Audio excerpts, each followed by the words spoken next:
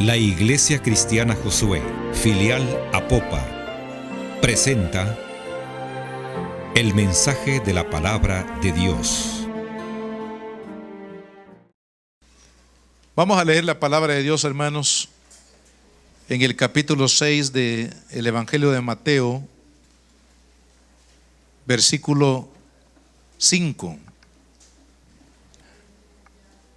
Mateo 6:5 dice la Escritura: cuando ores, no seas como los hipócritas, porque ellos aman el orar en pie en las sinagogas y en las esquinas de las calles, para ser vistos de los hombres.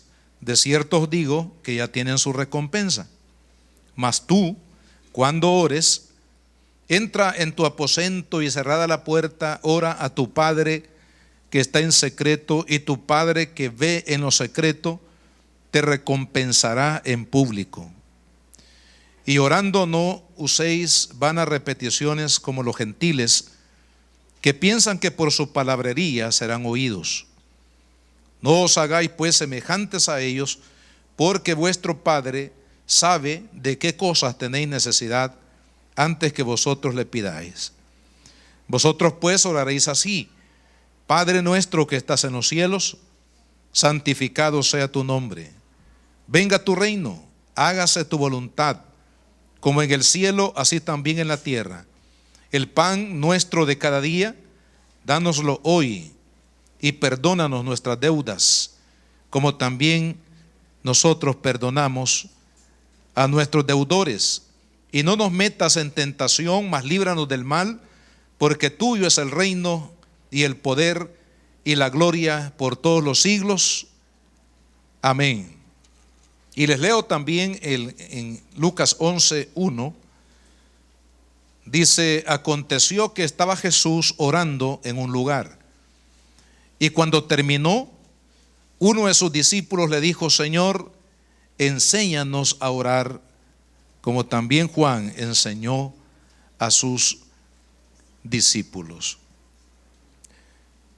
Hoy vamos a hablar, hermanos, bajo el tema la oración como parte integral de nuestro caminar con Dios.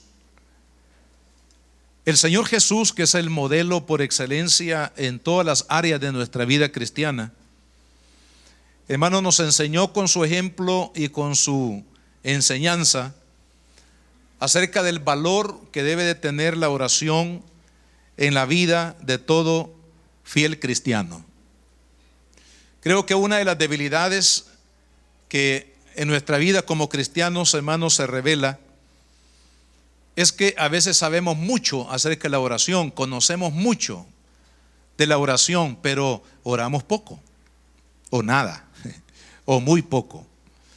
Entonces, creo que es de poco provecho el conocer mucho acerca de la oración y no vivir o practicar este principio tan importante de la palabra de Dios o de la vida cristiana como es la oración. Entonces Jesús, hermanos, a través de su vida y su enseñanza, nos habla a cada uno de nosotros acerca del valor que debe de tener la vida de oración en la vida de cada uno de nosotros.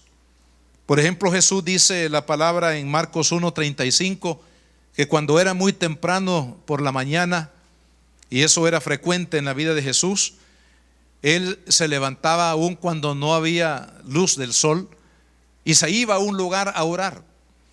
También en Lucas 6:12 dice que cuando era muy tarde por la noche, Jesús subió al monte para orar y oró toda la noche. Y esto era, hermanos, no era una casualidad en la vida de Jesús, sino que prácticamente era su estilo de vida. Orar, orar, orar, orar, buscar a Dios, estar en su presencia, es el ejemplo que hemos recibido de parte del Señor Jesús. En la enseñanza acerca de la oración, en el capítulo 18 y versículo 1 de Lucas, Jesús hace una declaración, hermanos, impresionante. Él dice sobre la necesidad de orar siempre y no desmayar. Ahí el Señor eleva la oración en la vida de un cristiano como una necesidad. La oración no es una práctica, la oración, hermano, no es una parte pequeña del programa de un culto, La oración no es, hermanos, una herramienta la cual podemos nosotros utilizar en tiempos de enfermedad o en tiempos de aflicción o en tiempos de crisis, en tiempos de urgencia, sino que la oración, dice Cristo, tiene que llegar a ser una necesidad en mi propia vida, es decir, integrarlo, hermanos, a nuestro estilo de vida. Que eso es lo que realmente el Señor nos está enseñando aquí en la palabra de Dios. Hermanos, la oración tiene una importancia, o debe tener una importancia vital en la vida de todos nosotros como cristianos, como hijos de Dios. Creo que si queremos caminar en victoria, tenemos que aprender a orar. Y por eso el discípulo viene a Cristo y le dice: Señor, enséñanos a orar. Es hermanos, una expresión de humildad, de decirle: Señor, mira, yo no puedo orar, pero quiero aprender, ¿verdad? Y cuántas veces nosotros como cristianos no podemos orar, pero no le decimos al Señor: Señor, no puedo, pero enséñame, ¿verdad? Quiero aprender, quiero disfrutar de la bendición de tu presencia y de los resultados que tiene la oración poderosa, hermanos, en nuestra vida y para los demás. Así que vamos a estudiar este tema a la luz de este pasaje de la Escritura. Y en primer lugar, hermanos, quiero resaltar lo que es el versículo 5. Dice: y cuando ores. Y también en el versículo 6 dice: cuando ores. O sea, en otras palabras, en primer lugar, Dios quiere que cada uno de sus hijos oremos cada día. Porque aquí, hermanos, la expresión "y cuando ores" nos está diciendo, está poniendo el Señor, hermanos, como un hecho de que cada uno de sus discípulos, sus hijos, hermanos, vamos a amar a Dios al grado que vamos a acudir a la oración para poder estar con Él. Entonces Dios quiere que cada día nosotros oremos. La oración no debe ser casual. La oración no debe de ser una parte, digamos, una parte fría de nuestra vida. La oración no tiene que ser un apéndice de nuestra vida, sino que la oración tiene que ser, hermanos, una vivencia que nosotros podamos disfrutar cada día con el Señor. También Jesús exhorta a sus discípulos en el capítulo 26 de Mateo, versículos 40-41. Porque los discípulos, hermanos, a pesar de que Jesús les había revelado que había en él una necesidad, había una angustia en Cristo. Pero ve, hermanos, cuán adormecida estaba la oración en el corazón de los discípulos, que aun cuando Jesús les dice: miren, mi alma está altamente preocupada, afligida. ¿Por qué? Porque el Señor iba a pasar el Calvario ya en unas horas. Entonces, claro, hermanos, la carga de llevar el pecado de la humanidad ahí en la cruz del Calvario, el Señor se fue a orar esa noche y lleva a los discípulos y les dice: oren conmigo porque hay una angustia en mi alma. Y hermanos, aún así, los discípulos no oraron. Aún sabiendo que Cristo los necesitaba, aún sabiendo que había una angustia en el corazón de Cristo y necesitaba un soporte de oración de sus discípulos amados, pero aún así ellos no oraron. ¿Por qué razón? Hermanos, porque la frialdad de la oración en su caminar cristiano hasta ese momento era tal, hermanos, que ni aún teniendo una crisis no oraron. Entonces el Señor les exhorta y le dice en el versículo 41: orad y velad para que no entréis en tentación. Y si lo vemos en este contexto, hermanos, donde está, se refiere a que Satanás va a adversar la oración del cristiano. Oiga bien, si hay, hermanos, algo que adversa el enemigo en nuestras vidas, es la vida de oración. ¿Por qué? Porque sabe que hay victoria, porque sabe que hay fortaleza, porque sabe que ahí hay respuesta de Dios, porque sabe que ahí, hermanos, el cielo se puede abrir sobre nuestra vida y derramar la bendición de Dios sobre nuestra vida y familia. Entonces dice Cristo: oren y velen para que no entren en tentación. Es decir, para que no caigamos en la tentación de Satanás, hermanos, de no orar, de no buscar el rostro de Dios, que nos conviene como cristianos, como hijos de Dios. Por otro lado, también, hermanos, una de las lecciones que los primeros cristianos aprendieron, ya estamos hablando del libro de los Hechos de los Apóstoles. Fíjense, de las primeras lecciones y de las más importantes que ellos aprendieron como iglesia fue aprender a orar. En Hechos 1:14, después de que Jesús se fue al cielo, les encomendó a los discípulos que no se fueran de Jerusalén hasta que recibieran el poder del Espíritu Santo para que fueran sus testigos en las naciones. ¿Qué hicieron los discípulos? Se fueron al aposento alto y dice el versículo 1:14 que lo que estaban haciendo ahí ellos era orar. Estaban orando.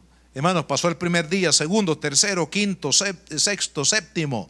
Llegó el noveno día, llegó el 10º día y la iglesia estaba orando, porque la palabra de Dios dice en el capítulo 2:1 de los Hechos que cuando llegó el día del Pentecostés, es decir, cuando Dios abrió, hermanos, los cielos espirituales para derramar de su poder sobre la iglesia, ellos habían estado orando 10 días consecutivos.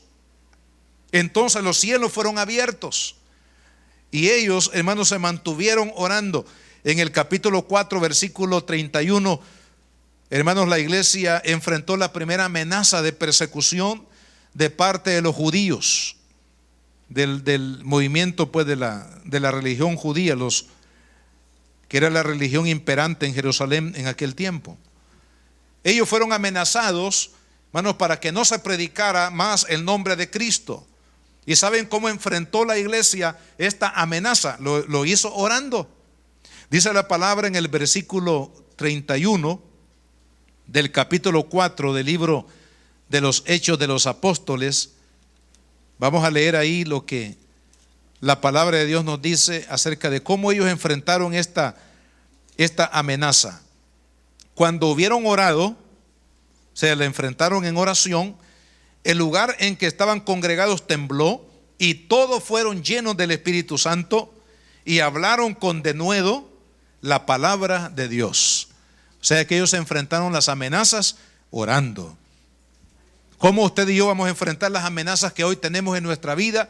Sean amenazas de enfermedad, amenazas al matrimonio, amenazas a los hijos, amenazas en la economía, amenazas por la violencia, amenazas por todas aquellas cosas, hermanos, que nos rodean. ¿Cómo va a enfrentar la iglesia las amenazas hoy en día? Orando, pidiendo a Dios, hermano, que el Señor intervenga, que el Señor pelee por cada uno de nosotros en nuestras propias batallas. Los apóstoles del Señor enseñaban a la iglesia el siguiente principio que Pablo escribe en la primera carta a los Tesalonicenses, capítulo 5 y versículo 17. Dice: orad sin cesar. Esta era la enseñanza apostólica para los primeros cristianos del primer siglo. Dice: orad sin cesar. Era la enseñanza apostólica para toda la iglesia, para cada uno de los cristianos, de los discípulos de Cristo.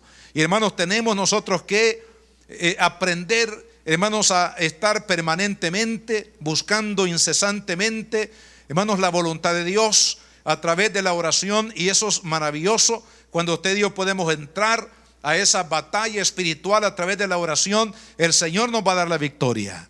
Pero es necesario que nosotros, hermanos, reconozcamos en nuestra vida que Jesús quiere que practiquemos la oración. Y así como hacemos otras cosas en la iglesia, alabamos a Dios, venimos a aprender la palabra de Dios, las lecciones de la Biblia, hermanos, así como ofrendamos o otras actividades que tenemos como cristianos dentro de lo que es el culto al Señor, también tenemos que aprender, hermanos, a orar, porque Dios quiere que oremos. Dios quiere que oremos. En segundo lugar, Dios quiere que sepamos que hay respuesta a las oraciones. En el versículo 6, aquí del pasaje que estamos estudiando, Mateo 6, dice: mas tú cuando ores, entra en tu aposento y cerrada la puerta, ora a tu Padre que está en los cielos, en lo secreto, y tu Padre que ve en lo secreto, que dice, te recompensará en público. ¿Qué nos quiere decir aquí el Señor? Hermanos, que hay respuesta de Dios a la oración. Cuando usted y yo clamamos a Dios, dice, Él va a recompensarte, es decir, Él va a traer la respuesta a la oración de acuerdo a su voluntad, hermanos, para nuestra vida. Dice Juan capítulo 14, versículo 13 y 14. Vayamos a ese pasaje de la Escritura, Evangelio de Juan, capítulo 14 y versículo 13. Y todo lo que pidieres al Padre en mi nombre, ¿cuál es la promesa de Dios? Lo haré,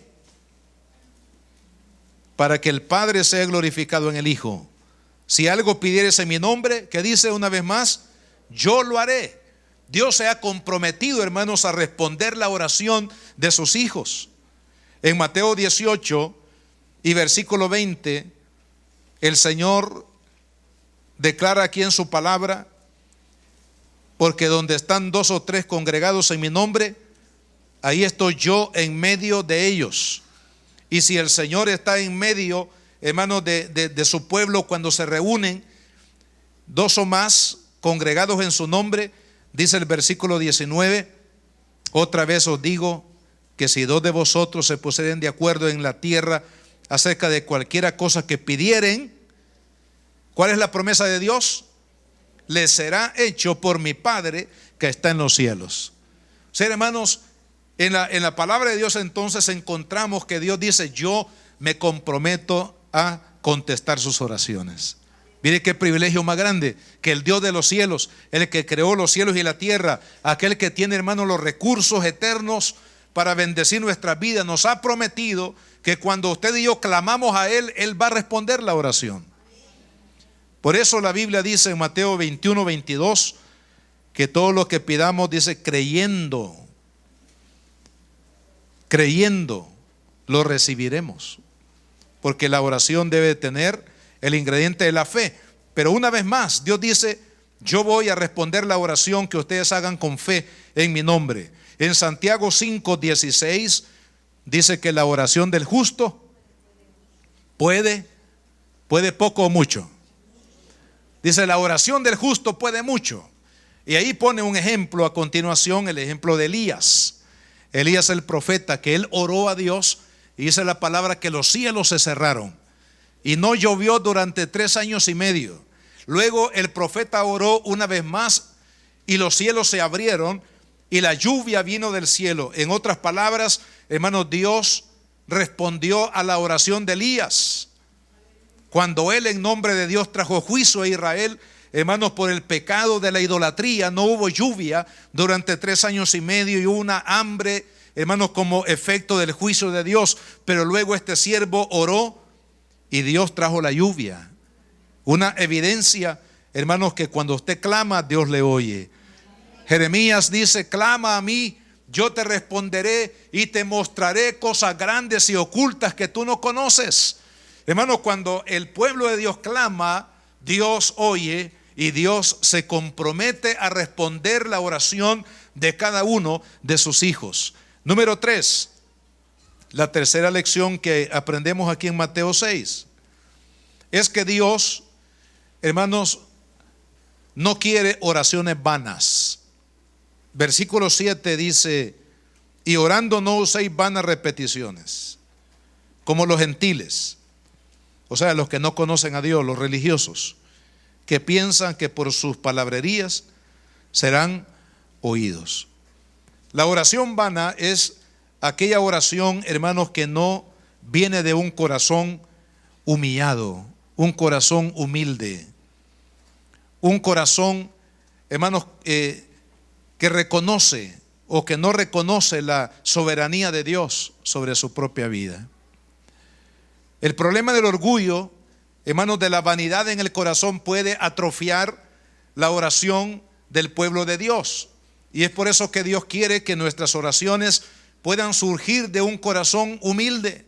Jesús dijo: aprended de mí que soy manso y humilde de corazón, y hallaréis, dijo él, descanso para vuestras almas, a través de las oraciones que son respondidas por Dios. Pero Dios quiere, hermanos, que nuestro corazón sea un corazón humilde. Para la oración es necesario. En el capítulo 18 de Lucas, a partir del versículo 9 al 14, El Señor aquí, en el contexto de la oración, nos hace una revelación tan importante. Dice que 2 hombres subieron a orar al templo. Uno era fariseo, eran los líderes judíos de aquel tiempo, que se suponía sabían orar, y el otro era un hombre común. Los dos llegaron al altar. El fariseo, narra aquí la palabra de Dios, dice que con mucho orgullo y autosuficiencia o egolatría en su corazón estaba orando.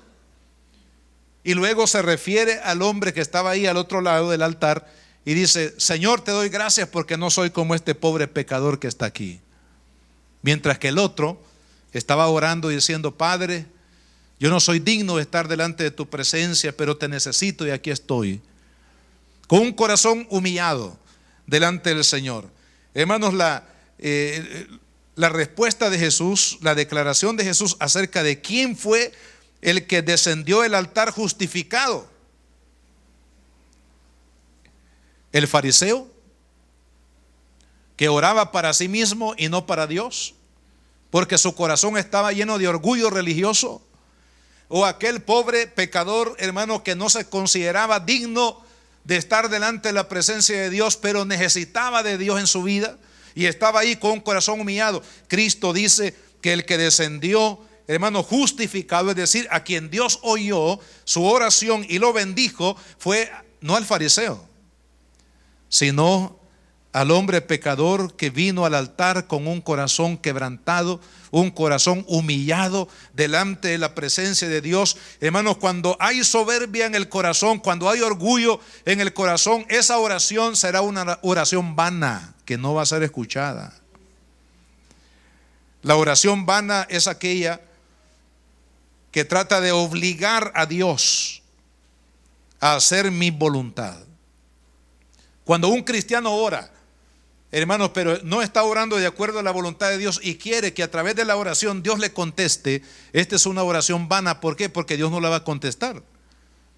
Podemos nosotros orar un día, un mes, un año, 3, 4, 5, hermanos, pero esa oración nunca será contestada porque es una oración vana, que no tiene fundamento para que sea respondida de parte de Dios. Por eso, hermanos, la importancia de lo que dice el apóstol Juan en la primera carta, allá casi al final de la Biblia, capítulo 4 y versículo 14. Dice la Escritura, primera de Juan 4, 14: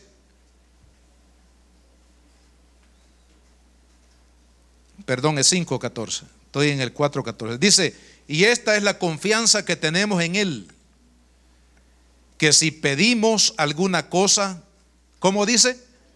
Conforme a su voluntad, Él nos oye. Entonces, cuando las oraciones no están de acuerdo a la voluntad de Dios, es como que el cristiano quisiera obligar a Dios a que le conteste.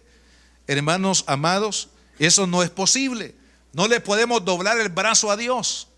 No podemos obligar a Dios. Algunos han equivocado el propósito de la oración y creen que la oración es como obligar a que Dios me conteste de acuerdo a lo que yo quiero. No, no es conforme a lo que yo quiero y pido, sino es conforme a la voluntad de Dios. Cuando estamos orando, hermano, fuera de la voluntad de Dios, las oraciones no serán respondidas y por tal son oraciones vanas, tiempo perdido, vanos esfuerzos. Porque esas oraciones nunca serán respondidas ni apoyadas por Dios. La oración, hermanos, vana es aquella oración que no surge de un corazón quebrantado. Dice el salmista David en el Salmo 51, versículo 16, las siguientes palabras: porque no quieres sacrificio, que yo lo daría, ni quieres holocausto. Los sacrificios de Dios, es decir, las oraciones que Dios ha de recibir, dice, son el espíritu quebrantado. Al corazón contrito y humillado no despreciarás tú, oh Dios.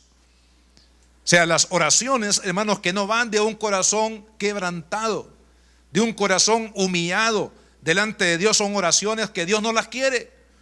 Pero aquellas oraciones que van, hermanos, con el corazón quebrantado y humillado delante de su presencia, son las oraciones que Dios ha de recibir. Serán como olor fragante delante de Dios. Serán como olor grato ante su presencia. Tenemos que asegurarnos entonces, hermanos, que no estemos orando vanamente. Y la otra forma de orar vanamente es de manera mecánica. Dice, aquí usa la palabra repetición, una palabrería. Son los dos términos que usa el versículo 7, repeticiones y palabrería. O sea, esto se refiere, hermanos, a que hablando de los judíos, oraban con oraciones escritas. Oraban con oraciones que ellos habían articulado, y que luego esas oraciones eran las que leían de manera repetitiva en todos sus oficios. No eran oraciones espontáneas, no eran oraciones, hermanos, basadas en su experiencia con Dios y con los requisitos que hemos mencionado: corazón quebrantado, con humildad, con fe, sino que eran, hermanos, prácticamente oraciones mecánicas. Y eso es una oración vana. Dios no quiere que su pueblo ore de manera mecánica, de manera repetitiva, con palabrerías recogidas, pero que no llevan, hermanos, el fuego del corazón quebrantado y con fe delante de Dios. Y esto es lo que Dios no recibe, no acepta. Es por eso, hermanos, que las oraciones, nosotros conocemos esta porción de la Biblia como el Padre Nuestro. Pero la efectividad de esta oración no es repetir lo que está aquí, sino que la efectividad de la oración es descubrir los principios, hermanos, sobre la oración que están registrados en este pasaje de la Escritura, porque este pasaje de la Escritura viene en respuesta a la pregunta del discípulo que le dice: Señor, enséñanos a orar. Y el Señor le dice: bueno, si quieres orar, tienes que orar de esta manera. Pero no quiere decir repetir lo que Él dijo, sino quiere decir descubrir cuáles son los factores sobre los cuales la oración tiene que estar, hermanos, establecida, la oración que usted y yo hacemos. Así que a continuación, número 4, vamos a aprender cómo Jesús nos enseñó a orar.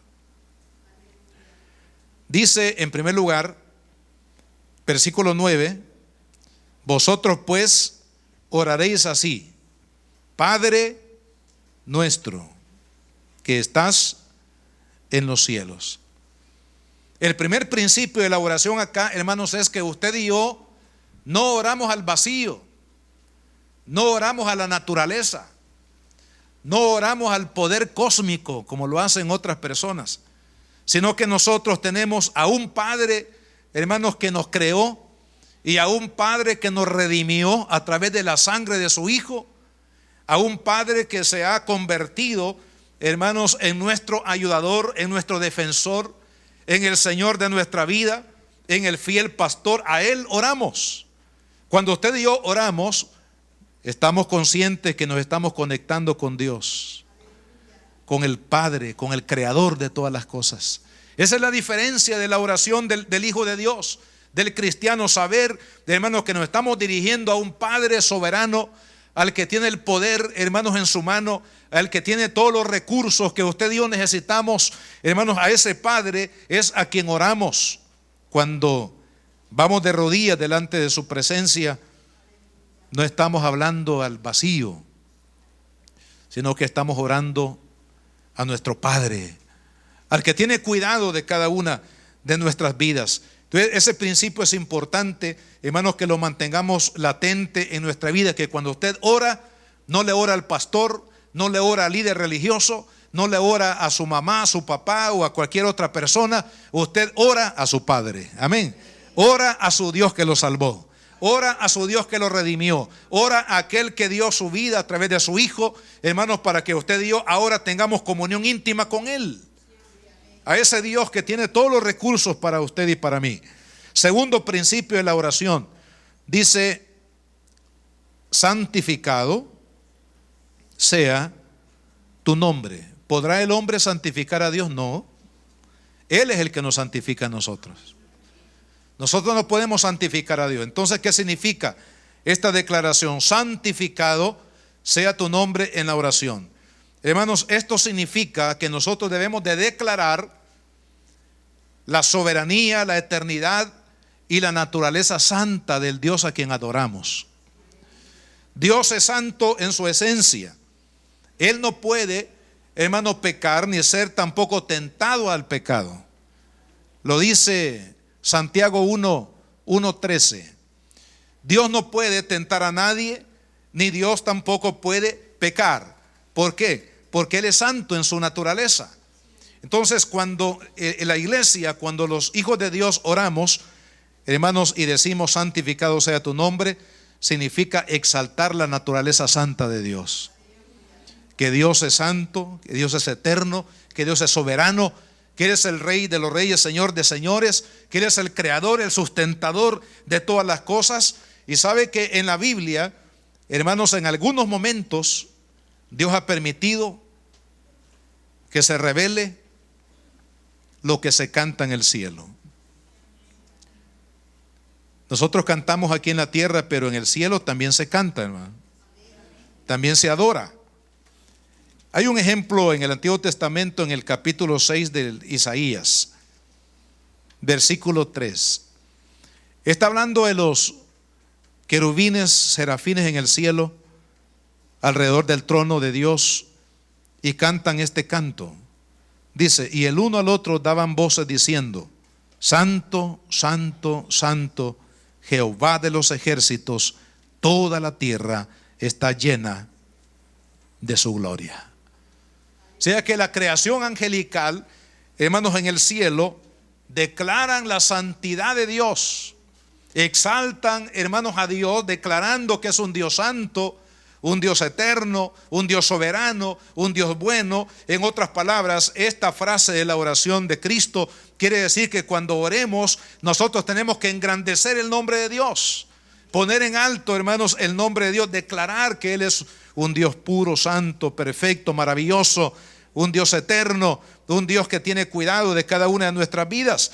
En el Salmo 22, vea qué es lo que sucede cuando nosotros cantamos en la iglesia. Muchas veces decimos, bueno, mire, yo sentí la presencia de Dios, pero ¿por qué se siente la presencia de Dios cuando cantamos? 22:3 de los Salmos dice, pero tú eres santo, una vez más, declarando la santidad de Dios. Tú que habitas entre las alabanzas de Israel. Impresionante, hermano. Nos está diciendo acá que cuando la iglesia exalta a Dios, la santidad de Dios, su presencia santa entre ellos, hermanos, dice que Dios habita. Y la palabra aquí, habitación, significa Dios viene a morar.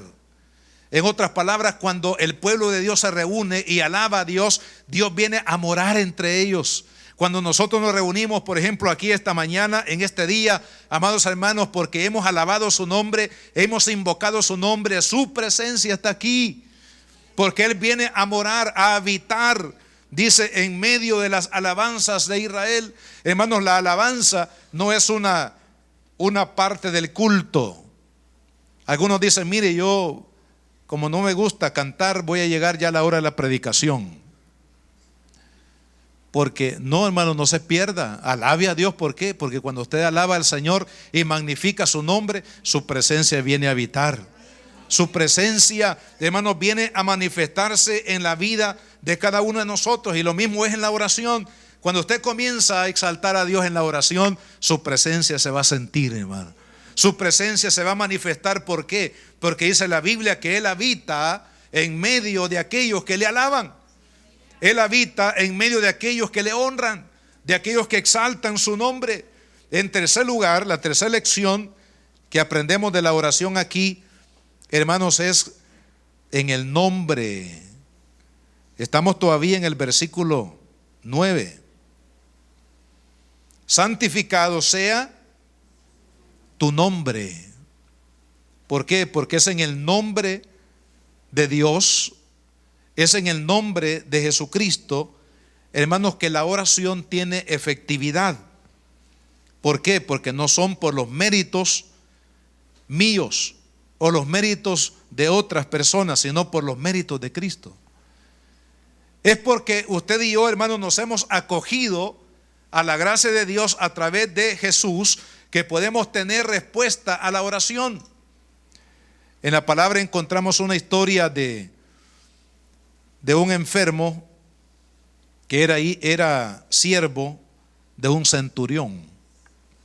Centurión eran aquellos líderes militares que eran líderes de una tropa de 100 soldados en el contexto de la organización de los soldados romanos. Entonces este hombre era temeroso de Dios,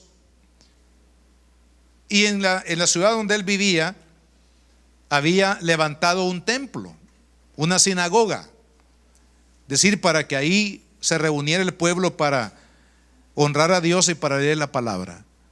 Entonces viene un discípulo y le dice: Señor, te pido que sanes al siervo de este centurión, porque él nos construyó un templo.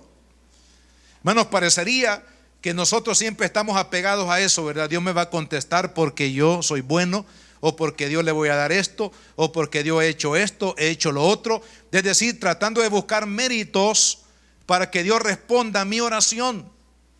Quiero decirle que Dios responde la oración no por sus méritos o los míos, sino por los méritos de Él, por los méritos de Cristo.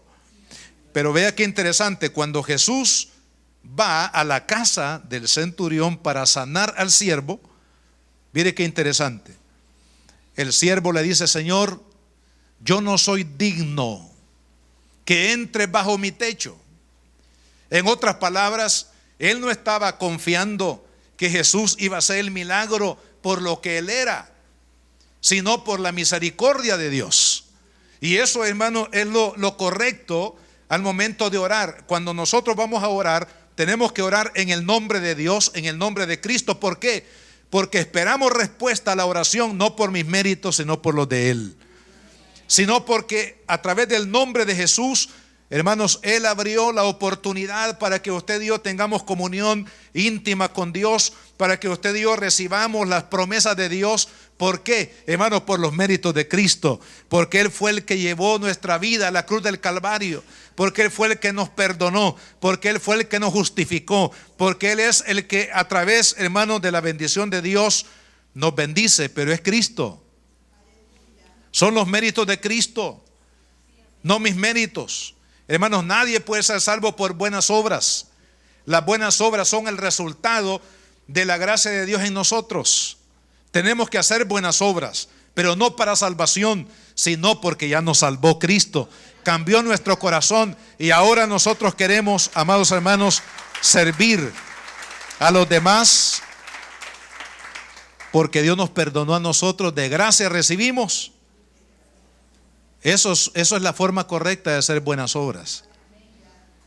No para ganar méritos, sino porque Él ya me dio la salvación, ya me bendijo con su misericordia, y ahora yo quiero bendecir a otros porque he sido bendecido de parte de Dios. Entonces no olvidemos, hermanos, que la oración es conectarnos con el Padre Celestial, que la oración es oportunidad para exaltar el nombre de Dios, la santidad de Dios. Y en tercer lugar, la oración, hermanos, tiene que hacerse en el nombre de Cristo, porque no hay otro nombre, Hechos 4:12, dado a los hombres debajo del cielo, sino el nombre del Señor Jesucristo. Por eso dijo Cristo: vayan en mi nombre, prediquen el evangelio en las naciones, en mi nombre echarán fuera demonios, en mi nombre sanarán a los enfermos, en mi nombre hablarán en otras lenguas. Es decir, en el nombre de Cristo es donde usted y yo tenemos que refugiarnos a través de la oración. Enseñanza o principio número 4, versículo 10, dice: venga tu reino, venga tu reino.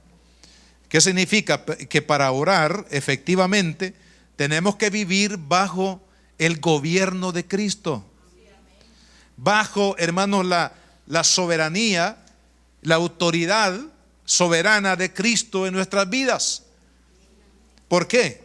Hermanos, porque muchas veces nosotros decimos que somos cristianos, pero estamos viviendo como que no lo fuéramos. ¿Qué quiere decir eso? Que no estamos viviendo bajo el gobierno de Cristo. Que hemos recibido el perdón, obviamente, por la sangre de Cristo, porque hemos creído, hermanos, en el sacrificio de Cristo para perdón de nuestros pecados, pero todavía no hemos sometido nuestra vida al gobierno de Cristo.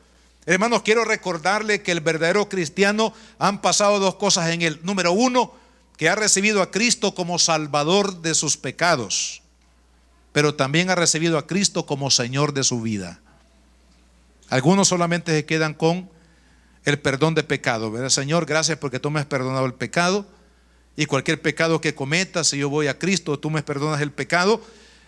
Pero, hermanos, hay muchos que no han aceptado a Cristo, hermanos, para el perdón de pecados, pero no han aceptado el señorío de Cristo sobre sus vidas.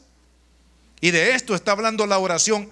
Venga tu reino, dice, y hágase tu voluntad. Amados hermanos, nunca podremos orar de acuerdo a la voluntad de Dios si no hemos hecho a Cristo primero el Señor de nuestras vidas. Dice la carta a los Romanos, capítulo 8, versículo 1.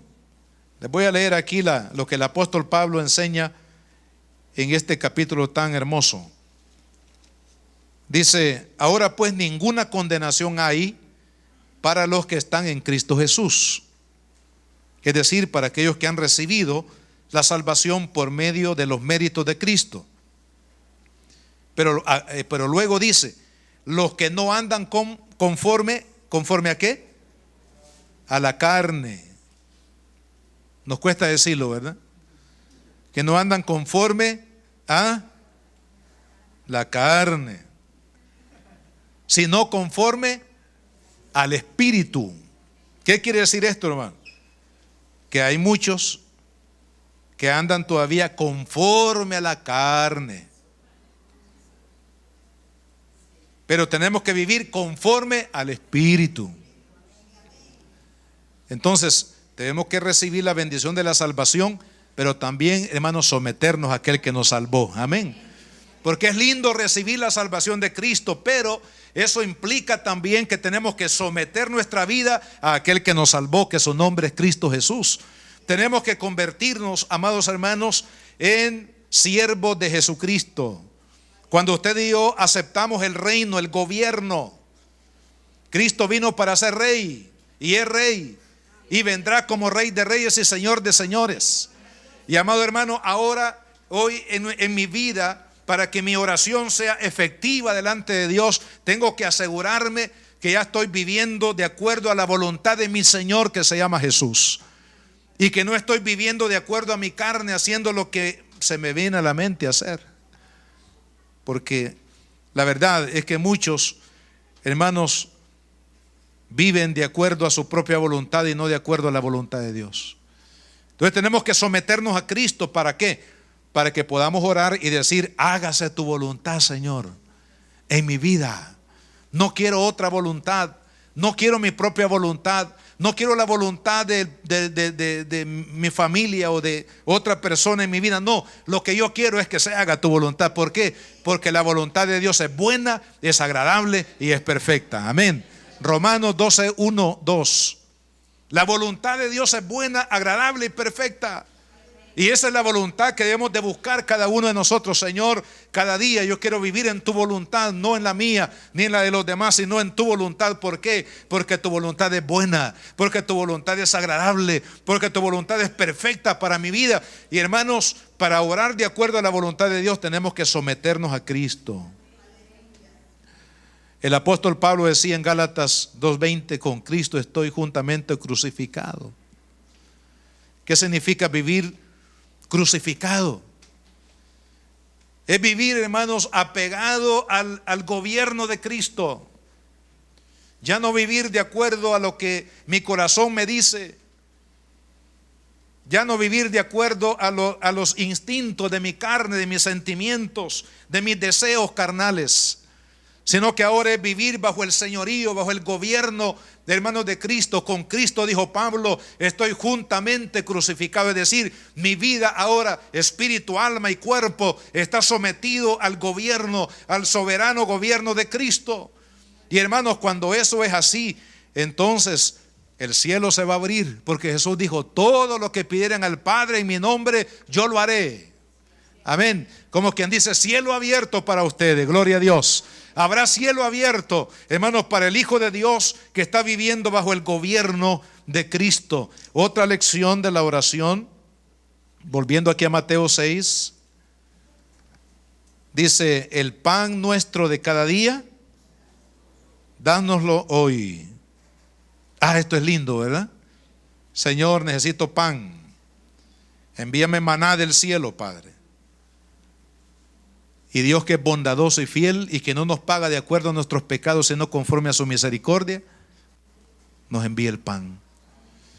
Esto nos habla de un Dios que tiene cuidado de nuestras vidas, de un Dios, hermanos, que suple toda nuestra necesidad. Dice Filipenses 4:19, mi Dios pues suplirá todo lo que os falte conforme a sus riquezas en gloria. Y está dentro del contexto este versículo de que no siempre vamos a tener abundancia, no siempre vamos a tener trabajo, no siempre vamos a estar en salud, no siempre vamos a estar en bonanza, en tiempo de paz. Habrán tiempos de guerra, habrán tiempos de prueba, habrán tiempos, hermanos, de pérdida. Pero la palabra de Dios dice, aun cuando estemos en tiempo de pérdida, o en tiempo de abundancia, en tiempo de guerra, o en tiempo de paz, mi Dios suplirá todo lo que os falte. Amén. ¿Por qué? Porque Dios, hermanos, es nuestro proveedor, es nuestro fiel pastor. De acuerdo a lo que dice David en el Salmo 23, Jehová es mi pastor y nada me faltará. En el Salmo 103 también dice, bendice alma mía Jehová, bendiga todo mi ser su santo nombre. Bendice alma mía Jehová y no olvides ninguno de qué beneficios. ¿Cuántos sabemos que tenemos grandes beneficios en Dios? Pero ¿sabe cómo los hacemos atraer de la bodega del cielo a nuestra vida? A través de la oración. Por eso es que en el cielo, hermanos, cuando lleguemos allá, vamos a ver las bodegas del cielo y ahí es su nombre en la puerta de la bodega. Y cuando usted entra a esa bodega, usted va a ver que hay mucha provisión. Usted va a decir, bueno, por aquí está mi nombre. Quiere decir de que todo lo que está en esta bodega era para mí, pero ¿por qué está aquí? Entonces Dios le va a decir, porque nunca lo pediste. Ahí está la bodega del cielo, hermano, con toda la provisión que Dios ya a través de su Hijo amado nos bendijo en lugares celestiales. Sin embargo, hermano, las bodegas las vamos a encontrar llenas en el cielo. ¿Por qué? Porque nunca lo pedimos. Porque la Biblia dice que Dios es nuestro proveedor. Todos los beneficios de Dios. ¿Cuáles son los beneficios de Dios? Él es quien perdona todas tus iniquidades.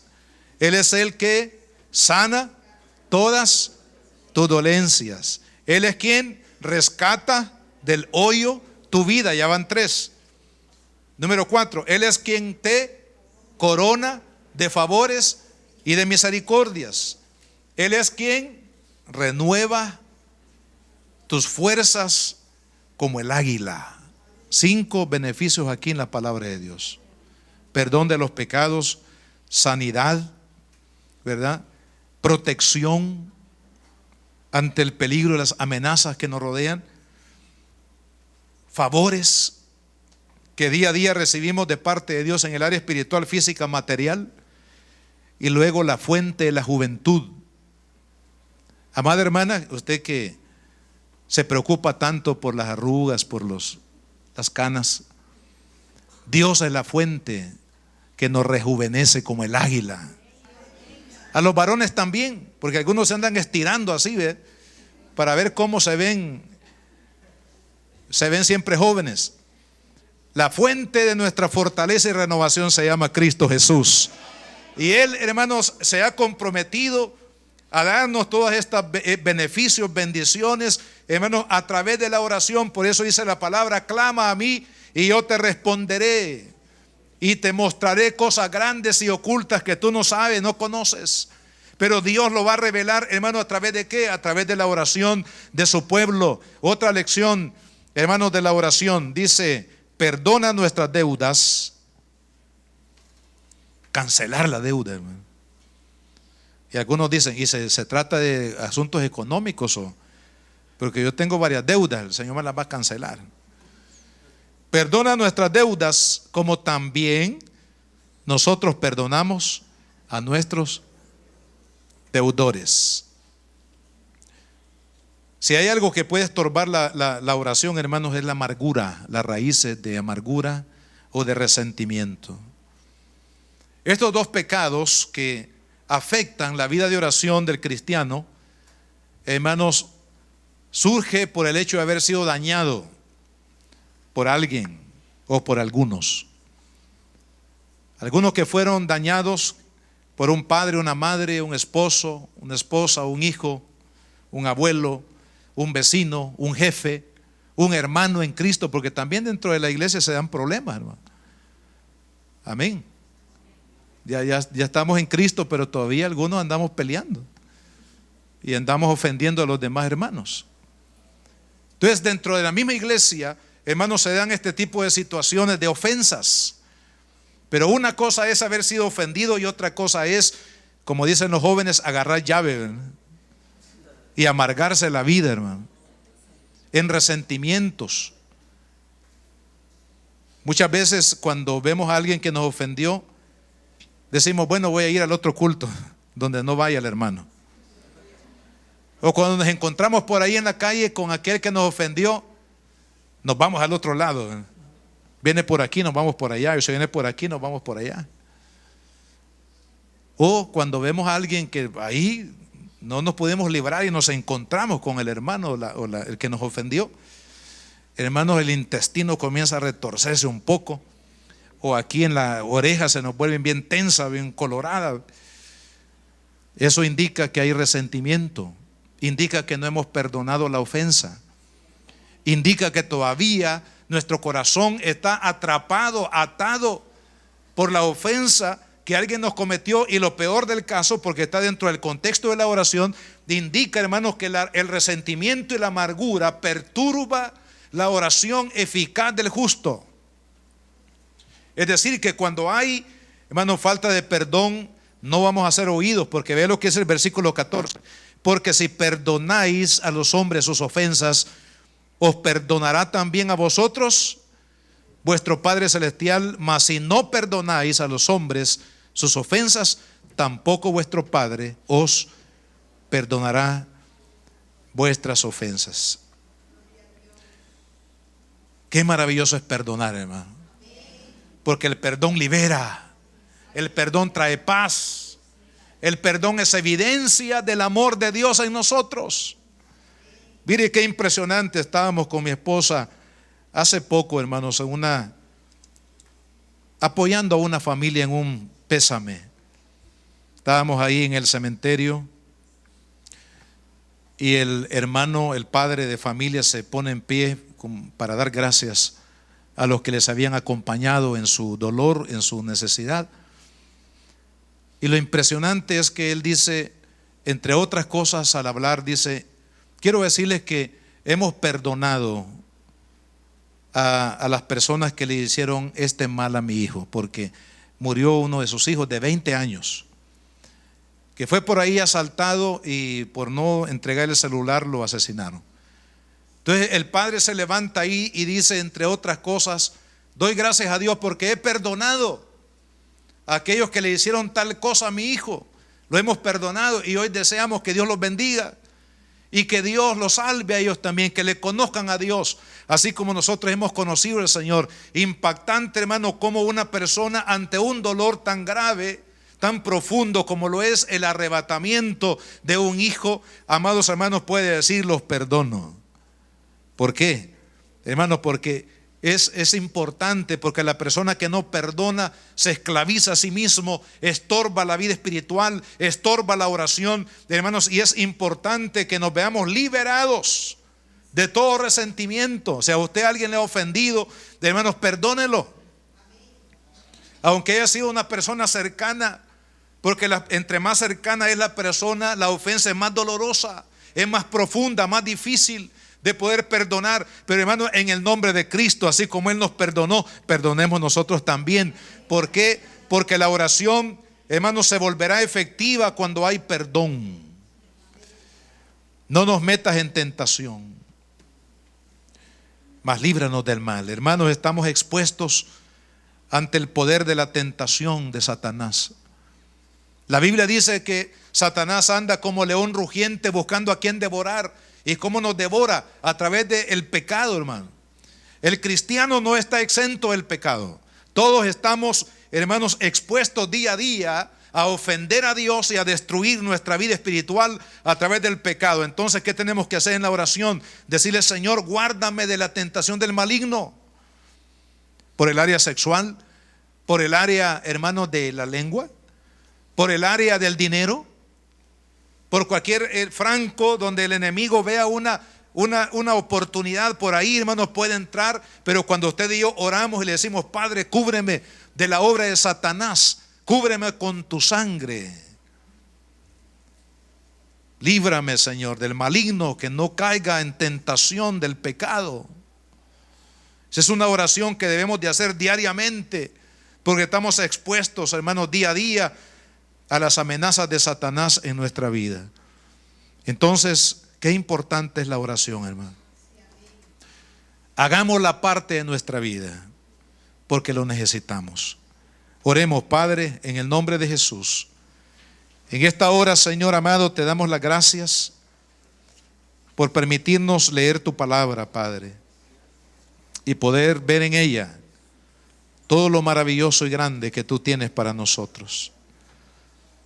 Señor, te pido que al concluir este servicio hagamos una decisión de poder hacer de la oración un estilo de vida, porque tú quieres, Padre, que oremos en todo tiempo, en todo lugar, levantando manos santas, sin ira ni contienda, delante de ti. La Iglesia Cristiana Josué, filial Apopa, presentó el mensaje de la palabra de Dios.